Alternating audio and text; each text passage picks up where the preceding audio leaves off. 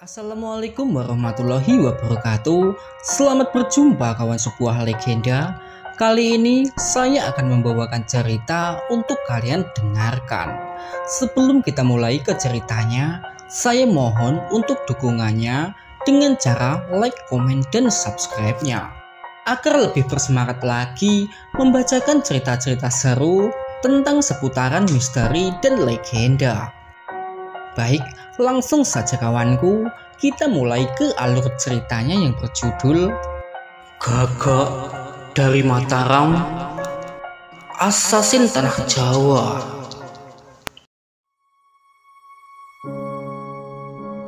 Arya Binangun segera mematikan api unggun, bermaksud berjaga-jaga akan kemungkinan buruk yang bisa saja terjadi. "Ada apa, Guru?" tanya Birandra yang ikut terbangun. "Sepertinya ada yang datang. Birandra, bangunkan yang lain." Mendengar itu Birandra segera bergegas membangunkan kawan-kawannya. Tak butuh waktu lama, Arya Binangun serta rombongannya telah siap melakukan penyergapan. Hingga di mana mereka yang saling bertukar pandangan saat melihat seekor kuda yang berjalan menuju ke arahnya.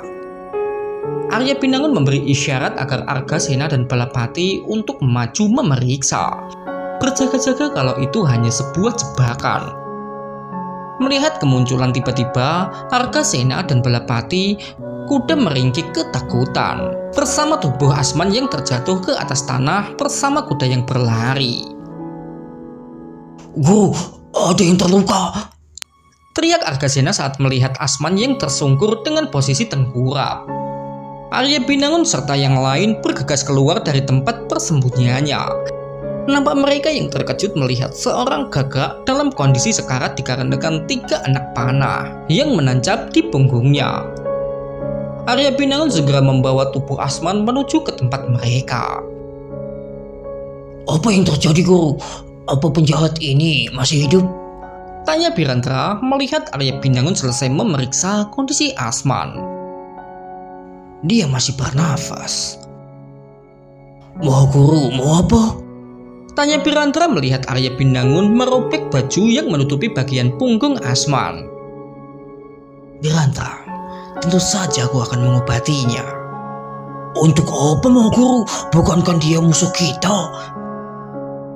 "Birandra, bagaimanapun juga dia adalah manusia, sama seperti kita."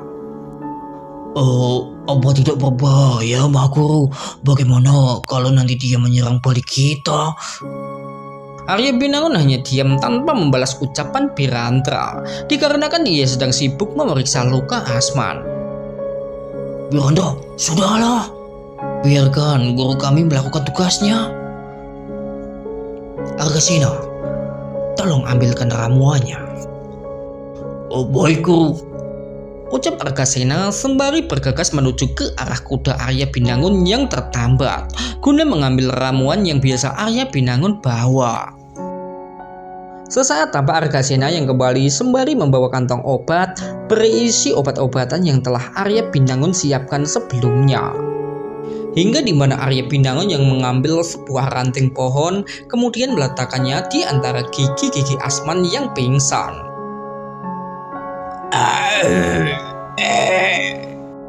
Terdengar suara erangan dari Asman dalam pingsannya. Hingga sebuah mata anak panah ditarik paksa dari tubuhnya, pertanda rasa sakit yang amat sangat. Suara erangan yang kembali terdengar saat mata anak panah kedua berhasil Arya Binangun tarik. Sampai erangan yang ketiga, di mana mata panah terakhir berhasil Arya Binangun cabut, dan dengan sangat cepat Arya Binangun mengoleskan ramuannya agar pendarahan tidak terjadi. Sesaat Arya Binangun menjatuhkan diri dengan keringat yang bercampur darah Asman. Hingga Laila yang datang setelah terbangun karena mendengar suara erangan itu. Laila segera mendekat saat melihat Wirajaya yang lain sedang berkerumun. Hingga ia melihat Arya Binangun sedang duduk membelakanginya. "Wirajaya, sebenarnya ada apa ini?" "Itu seorang gagak sedang terluka," Mendengar itu, Laila segera menghampiri Arya Binangun guna memeriksa siapa yang sedang berada di hadapan Arya Binangun. Hingga Laila yang terperanjat saat melihat wajah yang tak asing baginya itu. Asman, kamu kenapa? Ucap Laila bersama raut wajah menggambarkan rasa khawatir. Asman, bangunlah. Ucap Laila sembari menggoyang-goyangkan tubuh Asman. Laila, tolong biarkan dia beristirahat dulu. Ucap Arya Binangun saat melihat Laila bermaksud membangunkannya. Laila tidak mau menuruti ucapan dari Arya Binangun. Ma Guru, ada apa dengan Asman? Apa yang terjadi dengannya? Tanya Laila yang dilanda rasa khawatir atas nasib kawannya itu. Entahlah, tadi dia datang dalam keadaan pingsan. Mendengar itu, Laila hanya bisa menangis tersendu-sendu. Argasena, Balapati, sebaiknya kalian periksa apa yang sebenarnya terjadi di sana. Sendikodowo Maha Guru, ucap serentak sepasang adik kakak itu sembari bergegas menuju ke arah kudanya yang tertambat. Waktu bergulir dengan sangat cepat. Tak terasa gelapnya malam hampir berlalu dengan kemunculan secercah cahaya di timur, pertanda sebentar lagi Sang Hyang Surya akan naik tahta. Nampak kedua kuda yang melaju menuju ke tempat Arya Binangun dan rombongannya pun berada. Argasena dan Balapati yang kembali dari tugas pengintaiannya. Oh, Guru di mana? Tanya Argasena kepada Birandra serta yang lain. Beliau sedang sembahyang bersama Wirajaya, jawab Birandra sembari menunjuk ke sebuah pohon. Argasena melihat ke arah bawah pohon di mana Arya Binangun khusyuk sedang berdoa bersama Wirajaya. Sesaat kemudian tampak Argasena dan Balapati yang duduk bergabung di depan api yang menyala guna mengurangi rasa dingin. Hingga di mana Arya Binangun dan Wirajaya datang setelah selesai dengan sembahyangnya. Guru, ucap Argasena dan Balapati dengan bangkit berdiri menyambut guru mereka. Argasena, Balapati, bagaimana tugas kalian? Berita baik, Maha Guru.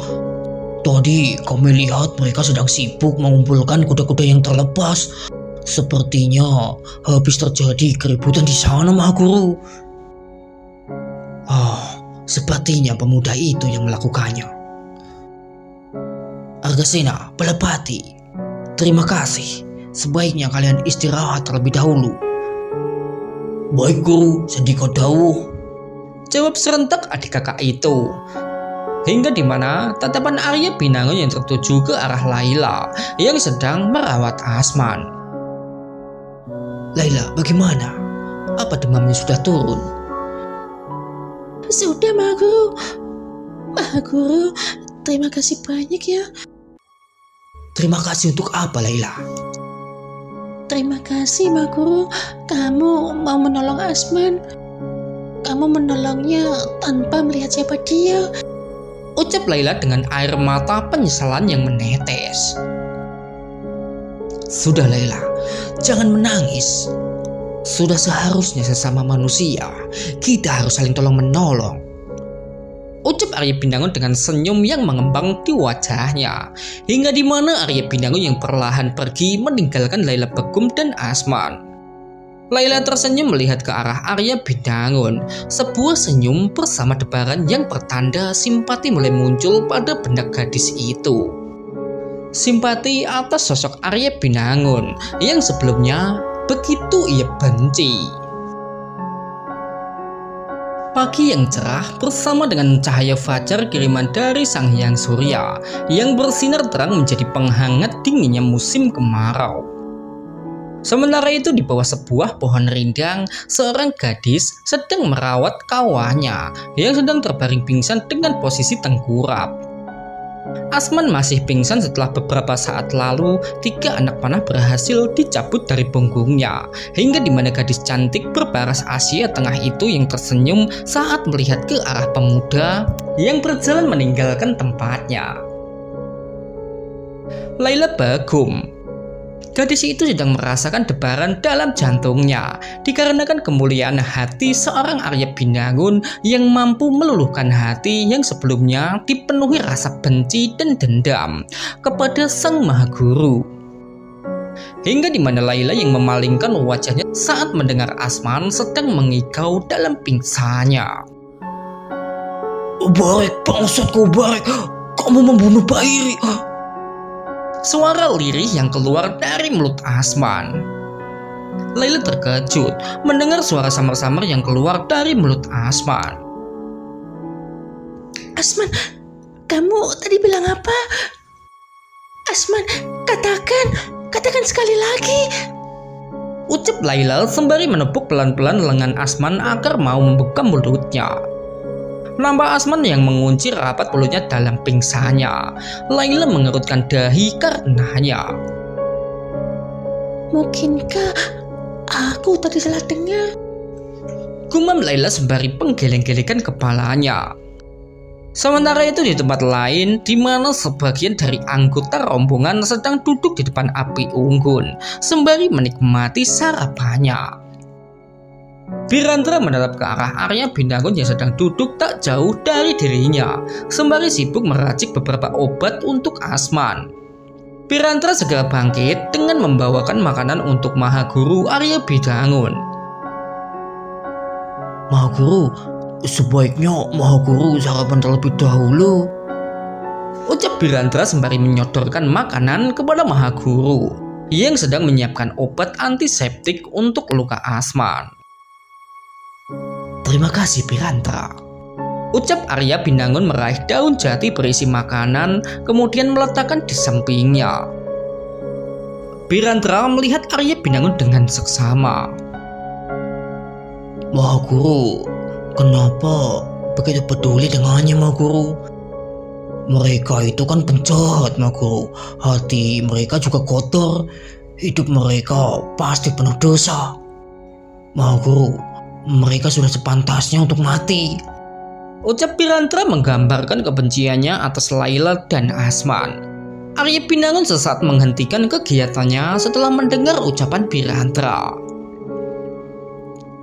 Birandra, sekarang dia tak berdaya. Apa kamu tega menghabisi orang yang sudah tidak berdaya? Apa menurutmu kamu masih bisa menyebut dirimu ksatria? Birandra, kamu boleh saja membenci mereka, tapi ingat Birandra, jangan sampai amarahmu mengalahkan akal sehatmu, atau kamu tidak lebih dari mereka. Ucap Arya Binangun sembari bangkit berdiri dengan membawa makanan pemberian dari Birandra serta ramuan yang selesai ia racik. Birandra memikirkan ucapan Arya Binangun sembari menatap ke arah Arya Binangun yang berjalan menjauh menuju ke tempat Laila Bagum dan Asman.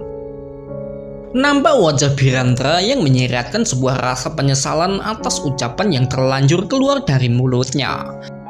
Sementara Arya Binangun yang tiba di tempat Laila. Maha Guru, ucap Laila menyambut kedatangan Arya Binangun dengan senyuman. Laila, makanlah ini.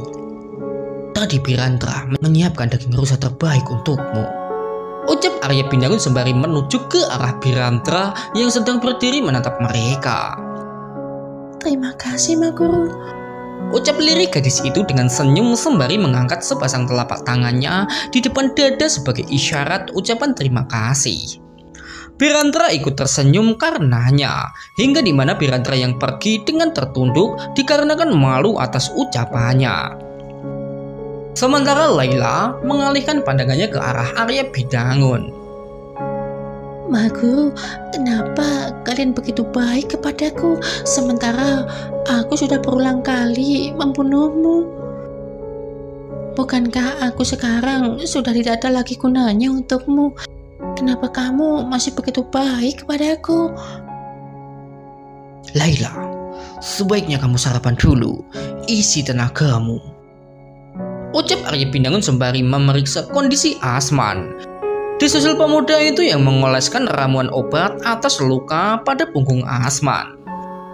Laila melihat ketulusan Arya Binangun yang sedang merawat Asman dengan cinta kasih, hingga di mana Laila yang berkenan menyentuh makanan itu. Sesaat terlihat Laila yang perlahan menyantap makanan itu. Gadis itu yang sebelumnya selalu menunjukkan sifat liarnya, pagi itu nampak lebih bisa membawa diri. Mahaguru, apa kamu tidak makan? Nanti saja, setelah aku mengobati Asman, jawab Arya Binangun sembari terus mengoleskan racikan obat luka ke Asman. Hingga di mana Laila yang tiba-tiba menyuapi makanan ke mulut Arya Binangun. Arya Binangun melihat gadis itu, Arya Binangun tak sampai hati menolak maksud Laila Begum. Hingga di mana Arya Binangun yang bersedia membuka mulutnya untuk Laila. Arya Binangun yang bersedia membuka mulutnya untuk Laila. Laila, siapa nama pemuda ini? Namanya Asman, Mahaguru, salah satu kebanggaan Sekarayasa. Laila, menurutmu apa yang terjadi hingga Asman membelot? Maksud Mahaguru bagaimana? Tanya Laila yang belum mengetahui kabar tentang kejadian di perkemahan Ki Jafari. Argasena dan Balapati memberitahuku perihal kawan-kawanmu. Mereka sekarang sedang sibuk mengurus kekacauan yang disebabkan oleh Asman. Maksud Mahaguru, apa Asman begini karena ulah Ki Jafari serta yang lain? Entahlah. Namun yang pasti, anak panah yang bersarang di punggung Asman sama dengan anak panah milik kelompok kalian. Ucap Arya Binangun yang hafal betul dengan senjata para asasin setelah beberapa kali berhadapan dengan gerombolan gagak. Laila semakin bingung dengan apa yang terjadi hingga suara lirih yang terdengar. Aku di mana ini? Ucap Asman yang mulai sadar dari pingsannya. Asman, kamu sudah sadar? Asman dalam samar-samar melihat ke arah Laila. Laila, apa benar ini kamu? Ucap Asman yang masih ingat baik akan suara kekasih sahabatnya itu. Benar Asman, ini aku Laila. Asman menatap ke arah Laila hingga di mana penglihatannya yang perlahan membaik. Laila, ucap Asman sembari berusaha bangkit hingga dia meringis kesakitan akibat luka di punggungnya. Tuan Asman, sebaiknya istirahatlah dulu. Asman terkejut mengetahui ada orang lain di sampingnya. Disusul Asman segera menoleh ke samping melihat siapa yang ada di dekatnya. Kamu? Ucap Asman saat melihat sosok Arya Binangun yang tak asing baginya setelah 2 kali mereka terlibat pertempuran di wilayah Sedayu. Arya Binangun, mau apa kamu? Tenang Asman, Mahaguru yang telah menolongmu. Asman terkejut mendengarnya. Asman mencoba mengingat apa yang terjadi hingga di mana pemuda itu yang kembali pingsan. Mahaguru, kenapa lagi dengan Asman? Tanya Laila Begum yang dilanda rasa khawatir atas Asman. Tidak apa-apa Laila. Ini adalah hal lumrah terjadi. Sebaiknya biarkan dia beristirahat agar tenaganya segera pulih. Ucap Arya Binangun sembari bergegas meninggalkan tempat itu. Beberapa saat kemudian terlihat Arya Binangun berjalan menuju ke arah hutan. Mahaguru, tunggu! Teriak Birandra sembari berlari menyusul Arya. Mendengar itu Arya Binangun menoleh sembari memberi waktu bagi Birandra guna menyusulnya. Mahaguru mau kemana? Aku mau mencari sarang lebah, Birandra. Untuk apa, Mahaguru? Aku mau mencari sarang lebah. Aku membutuhkan madunya untuk Asman. Terlihat Birantra yang memikirkan dengan baik ucapan Arya Binangun. Melihat itu, Arya Binangun segera bergegas berjalan meninggalkan Birantra yang sedang termanung. Mahaguru, boleh aku ikut? Arya Binangun menoleh sembari mengangguk-anggukkan kepala, pertanda ia tak keberatan dengan maksud Birantra. Melihat itu, Birantra tersenyum bahagia. Disusul langkahnya yang terayun cepat guna menyusul Arya Binangun. Mahaguru, memang di sekitar sini banyak sarang lebah ya? Seharusnya ada, Birantra. Apa musim kemarau begini lebah memiliki madu, Mahaguru? Kalaupun ada, pastinya hanya sedikit kan? Birantra, justru saat ini seharusnya banyak madu di sarang lebah. Ditambah madu yang dihasilkan saat kemarau memiliki kandungan air yang sedikit, kualitasnya juga lebih bagus. Birantra, lebah biasanya mengumpulkan madu hanya di musim kemarau untuk persediaan pakan mereka saat menjelang musim penghujan.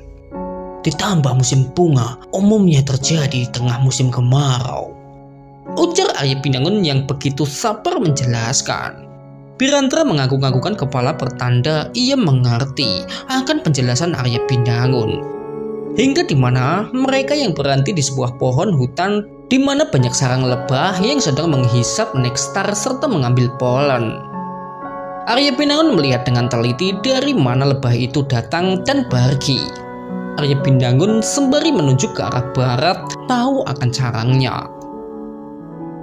Nampak mereka yang berjalan menuju ke arah para lebah terbang. Wah guru, apa masih jauh sarangnya? Sementara Arya Binangun tersenyum melihat lebah yang terbang membumbung tinggi. Pertanda sarang lebah sudah dekat. Seharusnya hanya sekitar sini, Birantra. Birantra, sepertinya di sana. Mari kita ke sana, ucap Arya Binangun sembari menunjuk ke arah sebuah batu besar di mana terlihat ribuan lebah keluar masuk di sela-sela batu. Sesaat tampak dua pendekar itu yang berjalan menuju ke sarang lebah. Hingga beberapa batu yang mereka angkat, Arya Binangun tersenyum saat melihat koloni lebah sedang mengerumuni 12 sisir sarangnya. Mahaguru, apa tidak sebaiknya pakai asap saja? Tidak perlu, kasihan mereka, ucap Arya Binangun sembari memasukkan tangannya ke rongga batu yang cukup lebar. Hingga di mana Birantra yang tersenyum saat melihat Arya Binangun berhasil mengeluarkan satu sisir sarang lebah. Wah, mantap Mahaguru, ucap Birantra melihat sisiran sarang lebah yang penuh dengan madu. Disusul Birantra yang bangkit guna mencari dedaunan untuk wadah sarang lebah madu itu. Tak butuh waktu lama, Arya Binangun berhasil mengeluarkan 6 sisir sarang penuh madu. Mahaguru, kenapa tidak diambil semua? Sudah Birantra, ini sudah cukup. Oh, bukannya lebih banyak lebih bagus, Mahaguru, agar semua bisa merasakan manisnya madu. Birantra, kasihan lebah madunya. Jika semua sarang kita ambil, mereka juga butuh makan. Untuk anak-anaknya, mereka sebagai penerus kelangsungan hidup koloninya. Mendengar itu, Birantra tersenyum dikarenakan ia yang mulai mengenal Arya Binangun lebih jauh, sosok Mahaguru yang begitu penyayang. Sudah Birantra, mari kita kembali, ajak Arya Binangun yang disambut anggukan oleh pendekar dari daha itu. Sementara itu berjarak 500 tombak dari tempat Arya Binangun, terlihat Laila yang sedang duduk bersimpuh menunggu dengan sabar Asman yang masih pingsan. Asman, gumam Laila sembari tersenyum saat ia melihat kelopak mata Asman bergerak-gerak. Asman, kamu sudah sadar? Ucap Laila saat melihat Asman perlahan membuka matanya. Laila, ini benar kamu? Suara Asman yang keluar pertama kali dari mulut Asman. Iya Asman, ini aku, Laila. Asman terdiam sesaat memikirkan semuanya. Oh ya, Binangun bangsat, Di mana dia sekarang? Asman, jaga sikapmu. Maha Guru yang telah menolongmu. Kalau tidak ada dia, mungkin kamu tidak akan selamat, Asman.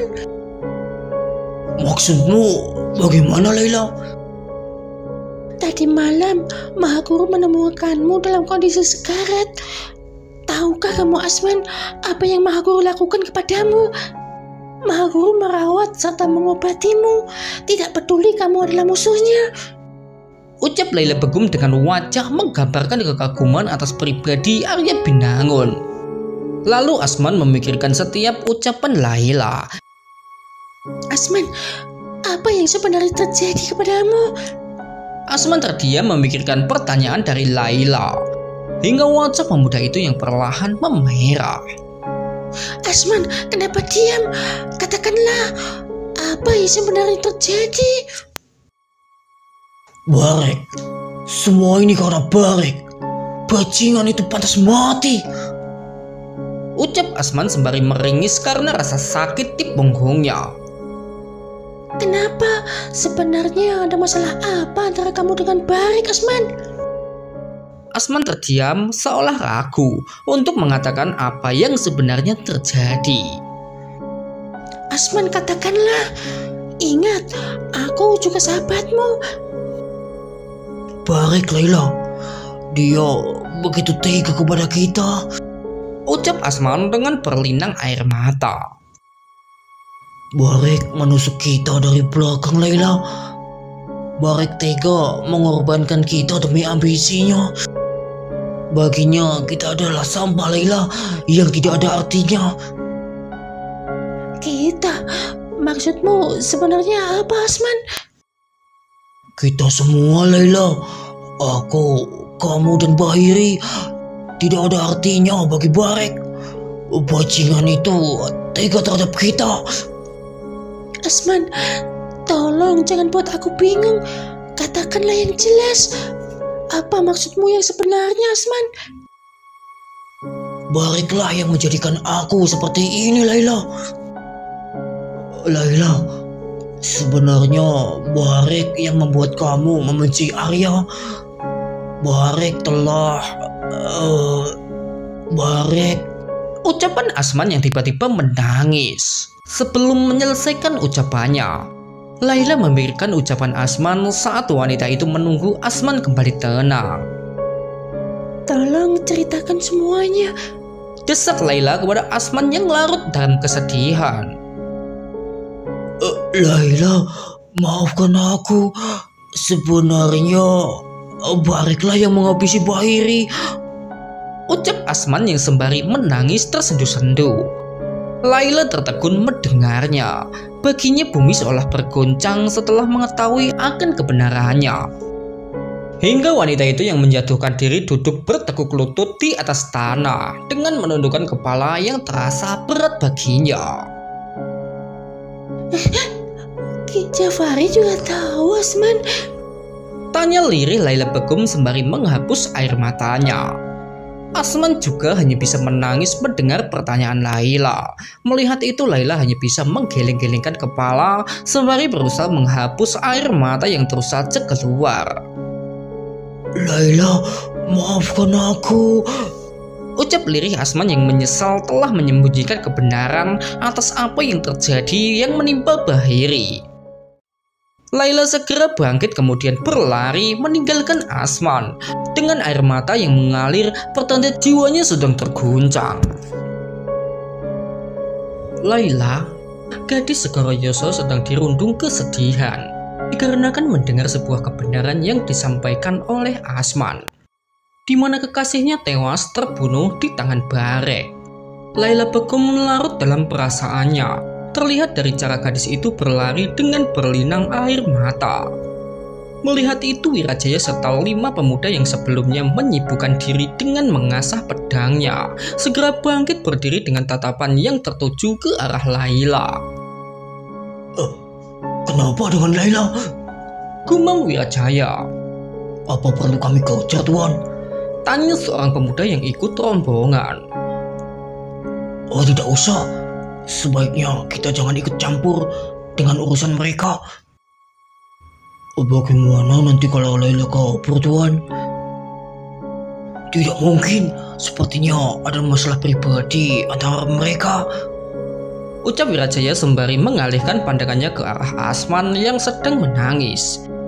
Sementara Laila yang berjalan cepat dengan sesekali mengusap air matanya. Gadis itu melangkah tanpa melihat arah, hingga tanpa sengaja ia yang menabrak Arya Binangun yang berjalan bersama Birandra. Arya Binangun dan Birandra terkejut karenanya.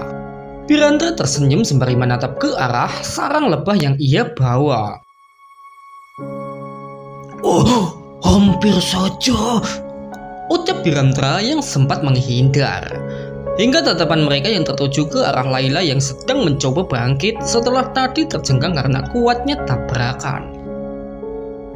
Laila, kamu tidak apa-apa, Laila? Tanya Arya Binangun melihat gadis itu duduk bersimpuh di bawah kakinya.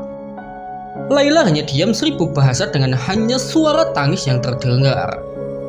Laila, ada apa denganmu? Laila mengunci rapat mulutnya. Laila, kamu kenapa? Coba jelaskan. Wanita itu yang tiba-tiba memeluk Arya Binangun. Arya Binangun hanya terdiam tanpa bisa berbuat apa-apa, dikarenakan sifat penyayangnya. Sementara Birandra yang mengerutkan dahi melihat Laila tiba-tiba memeluk Arya Binangun. Oh, Maha Guru, aku pergi dulu, ucap Birandra sembari berjalan cepat meninggalkan tempat itu. Birandra, jangan pergi. Birandra. Birandra sepertinya tidak mau mendengar ucapan Arya Binangun. Laila, sebaiknya lepaskan. Ingat, kita bukan muhrim. Maha Guru, maafkan aku. Iya, aku maafkan. Sekarang lepaskan. Mendengar itu Laila menangis tersandu-sandu. Arya Binangun menghela nafas karenanya. Disusul pemuda itu perlahan melepas pelukan Laila Bagong. Laila, sebenarnya ada apa denganmu? Tanya Arya Binangun nampak khawatir. Kang Mas Bahiri, Maha Guru. Percayalah Laila, kekasihmu telah tenang di tempatnya. Laila menggeleng-gelengkan kepala dengan suara isak tangis yang masih terdengar, namun tak sekeras sebelumnya. Laila, sekarang katakanlah apa yang sebenarnya terjadi kepadamu. Siapa tahu dengan itu bebanmu bisa sedikit berkurang. Ujar Arya Binangun. Laila seketika menghapus air matanya sembari berusaha menenangkan diri. Maha Guru, Kang Mas tidak mati di tanganmu. Aku salah paham kepadamu. Barik yang membunuh Kang Mas, Maha Guru. Suara lirih Laila Bagong dengan terisak berusaha agar tidak menangis. Mendengar itu Arya Binangun tertegun. Bagi Arya Binangun tidak penting apakah Bahiri tewas di tangannya atau tidak. Yang ada di benaknya pemuda itu perihal Laila yang sedang dilanda rasa sakit hati karena dikhianati oleh orang terdekatnya. Sabar Laila, Sang Pencipta sudah mengujimu. Buktikan kamu hamba yang kuat. Buktikan Laila, kamu bisa sabar dengan melalui semua ini. Arya Binangun berusaha tegas menasihati Laila Bagong. Laila hanya tertunduk dengan wajah memerah, pertanda amarahnya tiba-tiba muncul menyelimuti benaknya. Laila, apa rencanamu sekarang? Barik serta Jafari harus membayar semua ini, Maha Guru. Tenang Laila, kendalikan dirimu. Jangan sampai amarahmu menguasaimu. Maha Guru, bagaimana aku bisa tenang? Mereka sudah keterlaluan kepadaku. Mereka harus membayar dengan nyawanya. Teriak Laila dilanda rasa amarah. Arya Binangun menghela nafas panjang dikarenakan tahu upayanya tak akan berpengaruh kepada wanita yang sedang terluka. Baiklah Laila, seperti kemauanmu. Namun untuk sekarang sebaiknya kita kembali dulu. Kita atur siasat untuk mengalahkan mereka. Laila mau mendengarkan ucapan Arya Binangun dengan ia yang bangkit dan mengangguk-anggukan kepala. Laila, mari kita kembali. Kasihan Asman, dia membutuhkanmu. Ucapan lembut Arya Pinangun dengan mengulurkan tangannya guna membantu Laila berdiri. Laila menatap tajam pemuda tampan dengan senyum yang mengembang di wajahnya. Laila segera menyambut tangan Arya Pinangun. Laila sepertinya merasa sangat damai di dekat Arya. Terlihat jelas dengan wajah yang sebelumnya sempat memerah karena dilanda rasa amarah, kini mulai mereda seperti sedia kala. Sesaat terlihat mereka yang berjalan menuju ke tempat rombongannya berada, yang serta-merta disambut oleh Piramdra serta yang lain. Disusul Laila yang berjalan ke arah pohon rindang di mana Asman dan terbaring di sana. Sebenarnya apa yang terjadi dengan Laila? Tanya Pirandra mewakili rasa penasaran yang lain. Laila sedang terluka. Kekasihnya mati di tangan sahabatnya sendiri, jawab Arya Pinangun. Mendengar itu, mereka saling bertukar pandangan. Oh, jadi kekasih Laila tidak mati di tangan Mahaguru? Tanya Wirajaya. Arya Pinangun mengangguk-anggukkan kepala, nampak mereka yang tersenyum mendengarnya. Dikarenakan bahaya yang selalu mengintai sekarang telah tiada, seiring kebencian Laila yang ikut menghilang. Waktu bergulir dengan cepat, tak terasa cahaya dari Sang Hyang Surya mulai meredup, bersamaan dengan secercah cahaya lembayung senja yang bersinar di langit cakrawala.